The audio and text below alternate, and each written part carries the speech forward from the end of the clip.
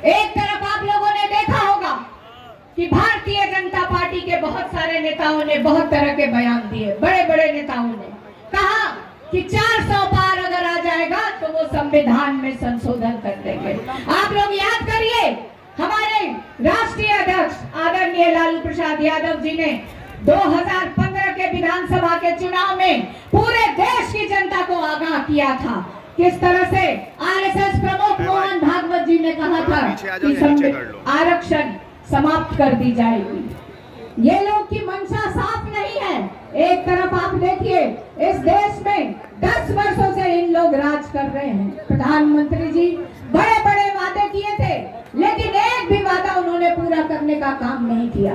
सबसे ज्यादा अगर किसी को ठगने का काम किया तो वो हमारे देश के नौजवान भाई हैं। उनको कहा गया कि प्रत्येक वर्ष 2 करोड़ नौकरी देंगे, जो कि इन वर्षों में 10 वर्षों में 20 करोड़ होता है। प्रत्येक व्यक्ति के खाते में 15-15 लाख रुपए आएगा। किसानों को कहा गया कि उनकी आय दुगनी की जाएगी, एमएसपी लागू किया जाएगा, और महिलाओं से वादा किया गया कि महंगाई कम करेंगे, गरीबी कम करेंगे, और अगर सबसे ज्यादा किसी को ठगने का काम किया तो वो हमारा बिहार राज्य है। बिहार राज्य को कहा गया विशेष राज्य का दर्जा मिलेगा, स्पेशल पैकेज मिलेगा। बिहार की जो बड़ी समस्या है बेरोजगारी और पलायन, उससे छुटकारा दिलाने के लिए ये लोग फैक्ट्री लगाना चाहते थे, लेकिन 10 साल बीत गए, प्रधानमंत्री जी चाहते ही रह गए। दूसरी बात उन्होंने कही थी कि बिहार की बंद पड़ी चीनी मिलों को खुलवाया जाएगा, लेकिन 40 सीटों में से भारी संख्या में 39 सीट जिता के देने के बावजूद भी बिहार का एक भी सांसद बिहार के हक और हकूक के लिए संसद में आवाज नहीं उठाता है। वही मैं आपको बताना चाहती हूँ कि इंडिया गठबंधन की सरकार बनने जा रही है। 6 चरण का चुनाव बीत गया है।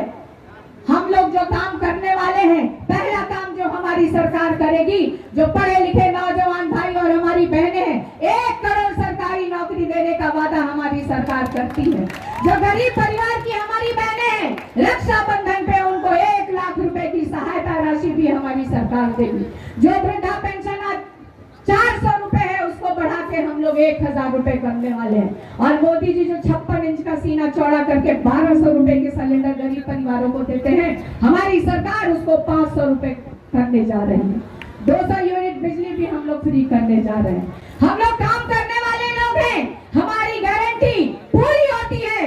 आप लोग याद करिए, तेजस्वी ने जो वादा किया था 2020 के विधानसभा के चुनाव में कि अगर आप लोग मौका देते हैं तो वो पहले कदम से 10 लाख सरकारी नौकरी देने का काम करेंगे, लेकिन हमारी सरकार नहीं बनी, बेईमानी की गई। किसी को 2 वोट से, किसी को 20 वोट से, किसी को 100, किसी 300 से भराया गया।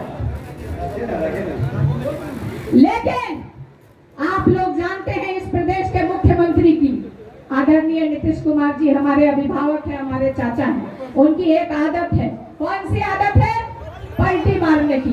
पलटी मार के हमारे साथ आए, सरकार बनी, तेजस्वी को मौका मिला, और इस देश के इतिहास में जो काम नहीं हुआ, 17 महीनों में 5 लाख सरकारी नौकरी देने का काम तेजस्वी ने किया है। यही क्योंकि समय बहुत कम है, इन लोग को आगे निकलना है, तो मैं अपना समय मुकेश साहनी जी को देती हूँ। आप सब आज इस सभा में मौजूद हैं, आप सब एक संकल्प लेके जाइए। आप अपने दोनों हाथ उठा करके बताइए कि आप लोग सब लोग 1 जून को इंडिया गठबंधन के प्रत्याशी के प्रति वोट करेंगे। आप सबका बहुत बहुत धन्यवाद।